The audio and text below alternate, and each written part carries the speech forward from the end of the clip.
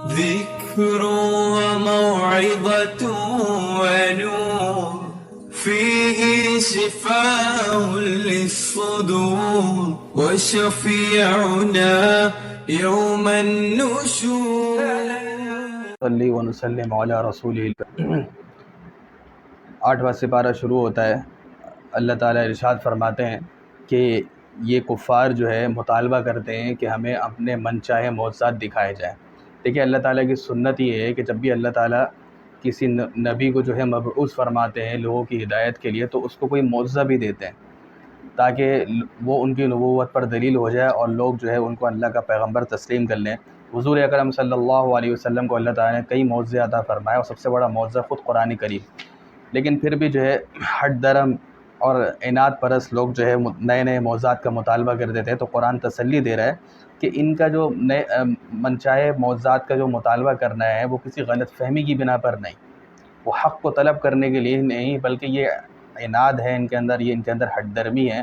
لہٰذا اگر جو ہے ہم فرشتوں کو بھیج دیں اور وہ فرشتے ان سے ملاقات کریں اور مردے زندہ ہو کر ان سے بات کرنے لگے، تب بھی یہ ایمان نہیں لائیں گے۔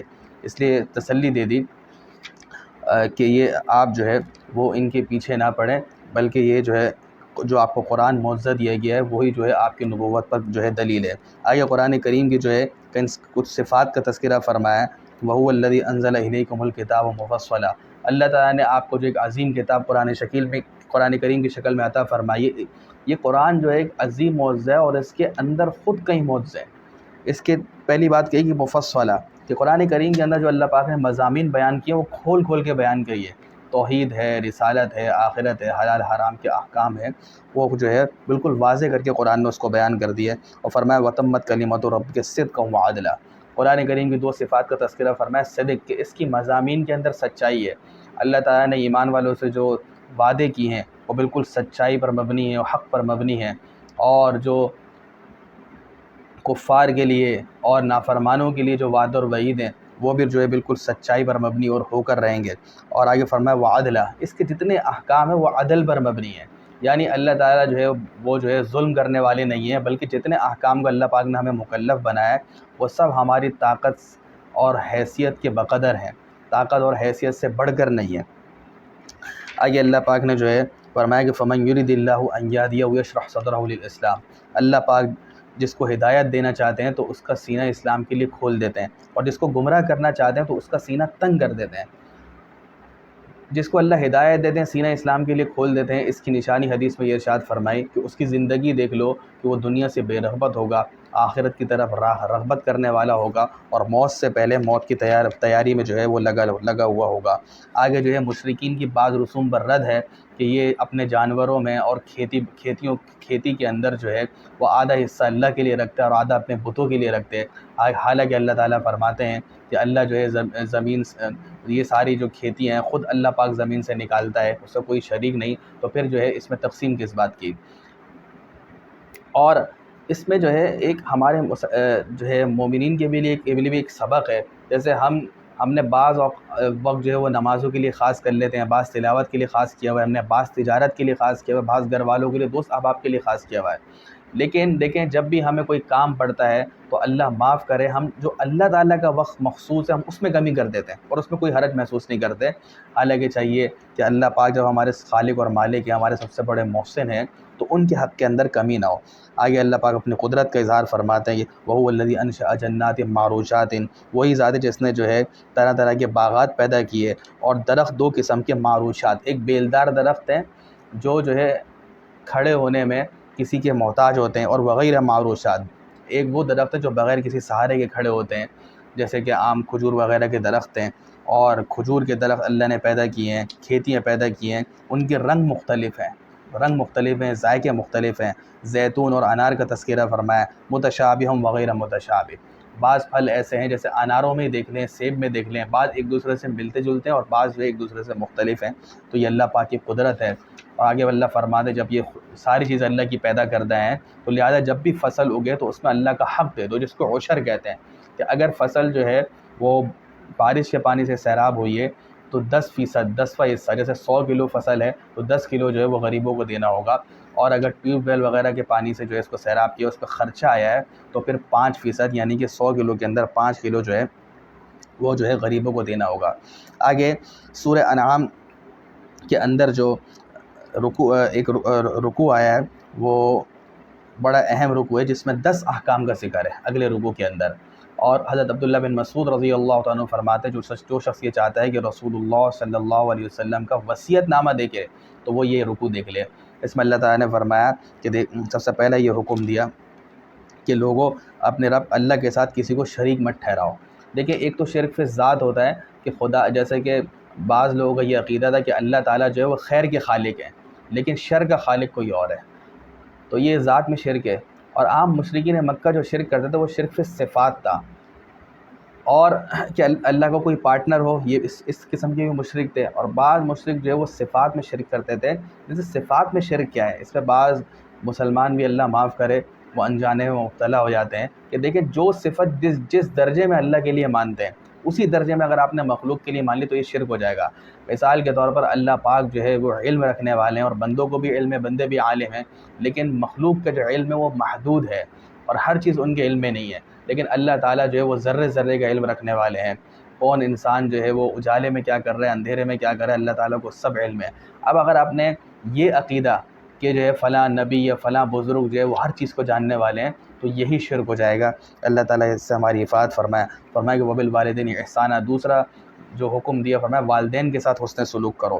یا علماء نے عجیب نقطہ لکھا ہے کہ والدین کو خوش کرنا ضروری ہے، صرف یہ کافی نہیں ہے کہ آپ اس کو تکلیف نہ دیں، باقی رشتہ دار اور پڑوسیوں کے لیے تو یہ بھی کافی ہے کہ آپ اپنی ذات سے ان کو کوئی ضرر اور تکلیف نہیں پہنچا رہے، لیکن والدین کے لیے احسان کا لفظ ہے اور احسان کا جو درجہ ہے وہ عدل کے بعد کا ہے، لہذا والدین کی خدمت کرنا، ان کو خوش رکھنا ضروری ہے۔ آگے اللہ نے فرمایا کہ اپنی اولاد کو تنگ دستی کے خوف سے جو ہے وہ قتل مت کرو۔ اور اس کی ایک صورت آج کل یہ بھی ہے کہ جب حمل ٹھہر جائے تو بلا کسی ضرورت کے اس کو گرا دینا، خصوصاً 4 ماہ کے بعد جب روح پھوٹ جاتی ہے تو اس کو گرانا جو ہے کسی صورت میں بھی جو ہے وہ جائز نہیں ہے۔ اللہ فرماتے ہیں کہ تم اولاد کو کیوں قتل کرتے ہو، اس وجہ سے کہ ان کو کھلائیں گے کہاں سے، تو نحن نرزقکم وإیاہم، تمہیں کون کھلا رہا ہے، تمہیں بھی اللہ روزی دے رہا ہے، تو جو اللہ تمہیں روزی دے رہا ہے وہ ان کو روزی دینے پر بھی قادر ہے۔ آگے اللہ پاک فرماتے ہیں کہ بے حیائی کے کام کے قریب بھی مت جاؤ، چاہے وہ کھلی بے حیائی ہو یا چھپ کر بے حیائی ہو۔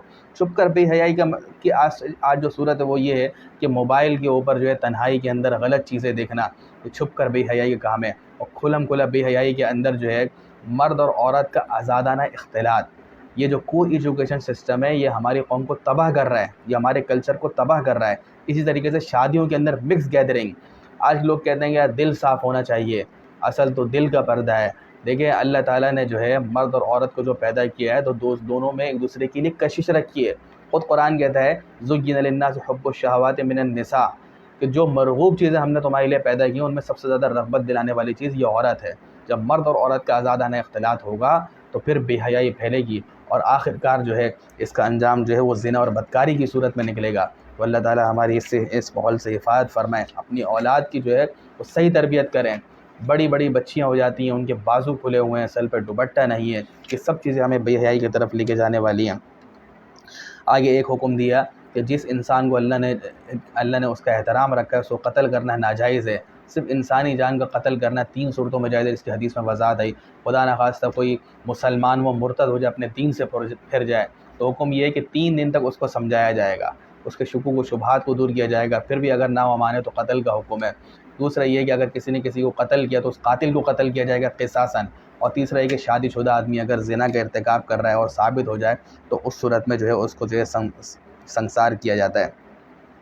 اور آگے اللہ نے فرمایا کہ یتیم کے مال کے قریب بھی مت جاؤ مگر ہاں احسن طریقے سے، جس میں اس کے لیے مصلحت ہو، فائدہ ہو۔ جیسے کہ اگر کسی والد کا انتقال ہو گیا، چھوٹے بچے ان کی وراثت ہے تو چاچا وغیرہ اس کی کوئی پراپرٹی خرید کے رکھ لیں، یا کوئی ایسا تصرف کرنا جس میں یتیم کا فائدہ ہو، اس کی تو اجازت ہے، لیکن جو ہے ایسا تصرف جس میں جو ہے خیانت کا پہلو ہو یا اپنا فائدہ ہو، اس کی قطعاً اجازت نہیں ہے۔ آگے اللہ پاک نے فرمایا کہ جب ناپ تول کرو تو انصاف کے ساتھ کرو۔ دیکھیں معاملات کی قرآن کریم جو ہے وہ کتنی ترغیب دے رہا ہے اور کتنا اہم شعبہ ہے معاملات۔ اور آج کل کے دور میں اس کی ایک صورت یہ ہے کہ جو آپ کی ملازمت کے اوقات ہیں اور جو اس ادارے نے آپ کے ذمے میں ڈیوٹی لگائی ہے وہ پورا وقت دینا یہ ضروری ہے. اس کے اندر ڈنڈی ماریں گے تو یہ ناپ تول میں بھی یہ ناپ تول میں کمی کے زمرے میں آئے گا. خصوصاً سرکاری اداروں میں یہ ہو رہا ہے 6 گھنٹے 8 گھنٹے کی ڈیوٹی ہوتی ہے, حاضری لگائے گھر پہ آ جاتے ہیں. بھائی یہ تنخواہ حرام ہو رہی ہے. اسی طریقے سے اگر آپ کہیں ملازم اور آپ کو کام دیا ہوا ہے تو اس وقت جو ہے بے جا موبائل کا استعمال, بلکہ علماء نے لکھا کہ اس وقت تو نوافل اور قرآن کریم کی تلاوت بھی منع ہوگی. ہاں آپ ادارے میں موجود ہیں, ایسا کوئی کام آپ کے ذمے نہیں ہے, تو اس وقت جو ہے وہ ان چیزوں کی اجازت ہوگی. آگے اللہ نے فرمایا وَإِذَا قُلْتُمْ فَعْدِلُوا, کہ جب کوئی بات کہو تو عدل و انصاف کی بات کرو, اگرچہ تمہارے رشتہ داروں کے حق میں کیوں نہ ہو.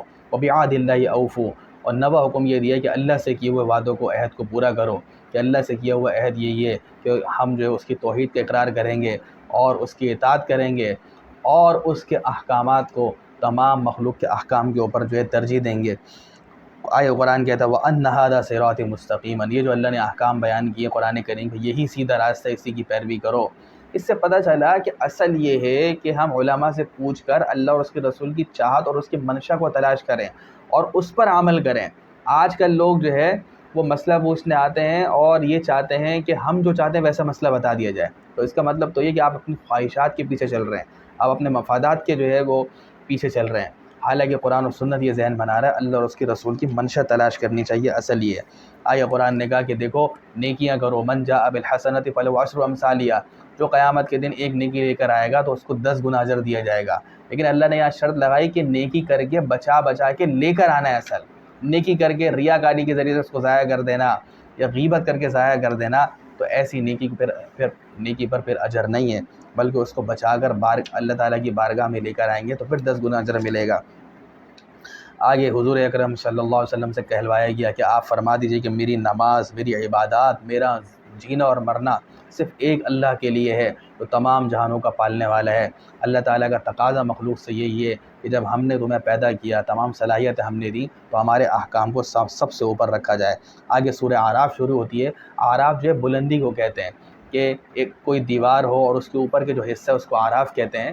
اس صورت کے اندر چونکہ جنتی اور دوزخی کے مکالمے کا ذکر ہے, تو درمیان کے اندر ایک دیوار ہوگی, حد فاصل ہوگی, اس پر کچھ لوگ ہوں گے جن کی نیکیاں اور ان کی جو ہے گناہ برابر ہوں گے, اور وہ دونوں سے مکالمہ کریں گے اور امید لگائے بیٹھے ہوں گے کہ اللہ پاک ہمیں جنت میں داخل کرے, اور اللہ پاک آخرکار ان کو جنت میں داخل فرمائیں گے. سورہ اعراف کے شروع میں اللہ پاک فرماتے ہیں ہم ضرور قیامت کے دن جو ہے لوگوں سے بھی سوال کریں گے اور رسولوں سے بھی سوال کریں گے.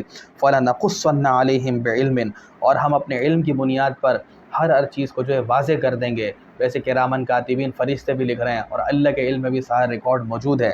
آگے قرآن نے کہا وَالْوَزْنُ يَوْمَئِذٍ الْحَقُّ, اس دن اعمال کا وزن ہونا یہ برحق ہے, اور جس کا نیکی کا پلڑا بھاری ہو گیا تو وہی وہ کامیاب ہوں گے, اور جس کا نیکی کا پلڑا جھک گیا, اللہ تعالی ہماری حفاظت فرمائے, تو فرمائے کہ یہی لوگ جو ہے سراسر خسارے کے اندر ہوں گے. دیکھیں اعمال جو ہے قیامت کے دن گنے نہیں جائیں گے بلکہ ان کا وزن ہوگا. اور عمل تو کر لیا, غائب ہو گیا. لوگ یہ سوال کرتے تھے, آج تو یہ سوال بھی ختم ہو گیا, ہر چیز محفوظ ہو رہی ہے. آپ کی 2 سال 4 سال کی جو ہے ریکارڈنگ موجود ہے اور ویڈیو موجود ہے, ہر چیز آپ کی آواز محفوظ ہے. تو اللہ پاک تو اس پر قادر ہیں کہ ہر عمل کو جو ہے محفوظ رکھیں اور اس کا وزن ہوگا. اور عمل کے اندر جو وزن ہوتا ہے وہ 3 چیزوں سے آتا ہے. ایک تو یہ کہ اللہ کے لیے کرنے کا جذبہ کتنا اخلاص ہو, دوسرے کہ طریقہ بھی صحیح ہو. آپ صدقہ خیرات تو اللہ کے لیے کریں لیکن طریقہ صحیح نہیں ہے تو پھر بھی جو ہے وہ خطرہ ہے کہ قبول نہ ہو. اور تیسری چیز قربانی, کہ کس موقع پر آپ خرچ کر رہے ہیں. خود قرآن نے کہا کہ وہ صحابہ کرام جنہوں نے فتح مکہ سے پہلے قتال کیا اللہ کے راستے میں اور خرچ کیا, ان کا درجہ بڑا ہوا ہے ان صحابہ کرام سے جنہوں نے مکہ فتح ہونے کے بعد جو ہے قتال کیا اور خرچ کیا. آگے اللہ تعالیٰ نے حضرت آدم علیہ السلام اور شیطان کا تذکرہ کیا ہے کہ شیطان نے جو ہے کس طریقے سے آدم علیہ السلام حضرت حوا کو بہکایا اور انہوں نے اس درخت سے کھا لیا, اور نتیجے میں یہ ہوا کہ ان کا لباس اتر گیا. دیکھیں, اور یہ علماء فرماتے ہیں اس درخت کا خاص سید ہے, یہ بات شیطان کے علم میں تھی. اور دیکھیں شیطان نے سب سے پہلی جو غلطی کروائی ہے وہ کیا کروائی کہ لباس اتر گیا, اور اسی وجہ سے آدم علیہ السلام اور ان کی حضرت حوا جو ہے پتوں سے جو ہے اپنی شرمگاہ کو چھپانے لگے, کیونکہ انسان کی فطرت میں اللہ نے حیا رکھی ہے. لیکن شیطان انسان کو بے حیا بنانا چاہتا ہے. حدیث میں فرمایا اذا لم تستحی فاصنع ما شئت, جب تم بے حیا ہو جاؤ تو تم جو چاہے کرو. تو میں نے جیسے عرض کیا ہر قسم کی بے حیائی اور اس کے قریب جانے سے جو ہے ہمیں بچنا ہوگا، اپنی اولاد کو بچانا ہوگا۔ اور اسی مناسبت سے اللہ پاک نے آگے فرمایا کہ اے بنی آدم دیکھو ہم نے تمہیں جو ہے لباس کی نعمت عطا فرمائی۔ اللہ پاک نے جتنے جانور پیدا کیے ہیں، پرندے پیدا کیے، جتنی مخلوقات ہیں ان کی خالی ان کا لباس ہے، لیکن انسان اشرف المخلوقات ہے، اس کے لیے اللہ پاک نے جو ہے لباس مہیا کیا، اور کتنی بڑی نعمت ہے۔ اور یہ اعزاز انسان کو عطا فرمایا کہ جب بچہ پیدا ہوتا ہے اس کو صفائی کر کے سب سے پہلے جو ہے کپڑے میں لپیٹے جاتے ہیں لباس، اور مرنے کے بعد بھی جو ہے کفن میں دیا جاتا ہے کہ جو ہے یہ پوری زندگی اس کے جسم پر لباس رہے۔ لیکن قرآن نے کہا لباس ایسا ہونا چاہیے جو تمہارے سطر کو ڈھانپے، سب سے بڑا فائدہ ہے۔ اس لیے ایسا لباس پہننا جو اتنا چست ہو کہ جسم کے اعضاء نمایاں ہو، شرعاً یہ جائز نہیں۔ اسی طریقے سے اتنا ہلکا لباس پہننا کہ اندر سے جسم جھلکے، سطر جھلکے، اس کی شرعاً اجازت نہیں۔ خصوصاً اپنی بچیوں اور گھر والوں کو دیکھیں کہ ایسا لباس استعمال نہیں ہو رہا۔ حدیث میں فرمایا کہ بہت ساری عورتیں جو دنیا میں لباس پہننے والی ہیں آخرت میں برہنہ ہوں گی، کیونکہ دنیا میں جو ایسا لباس پہنتی تھیں یا تو وہ اتنا چست تھا، یا جو ہے چھوٹا تھا، یا اتنا ہلکا تھا کہ جسم اندر سے جھلکتا تھا، تو آخرت میں یہ سزا ملے گی کہ ایسی خواتین جو ہے برہنہ ہوں گی۔